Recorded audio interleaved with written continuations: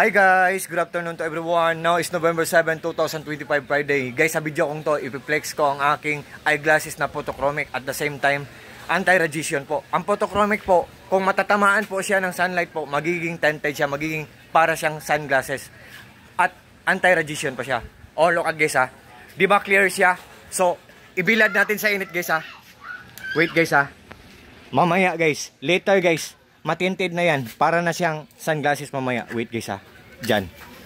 So, galing po yan sa Lucien Eyewear na siya po. Seller, ang bait ng seller. God bless po seller. Talagang genuine, authentic, original, legit po talaga ang mga products nyo.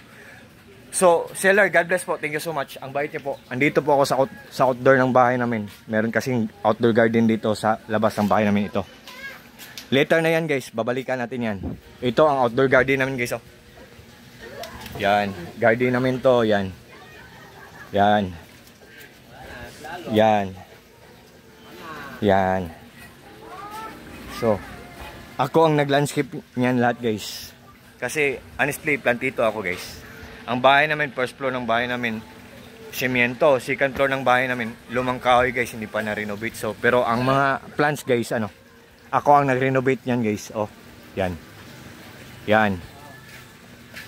Semyento ang first floor ng bahay namin. Second floor ng bahay namin, kahoy, lumang kahoy. Oh, garden namin yan guys. Yan.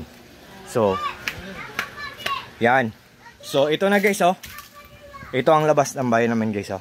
Yan. Yan. Ito ang grahe. Yan. Amin to dito guys. Yan. Garden namin. Oh. Yan. So ito guys oh. Kunin na natin guys ha. So, look at guys ha. So, kanina guys, clear. Pero ngayon, natamaan na siya ng full heat of the sun or init ng araw. Oh, look at guys. So, nandyan lang sa link ko. God bless us all guys. Thank you so much. God bless us all. Peace.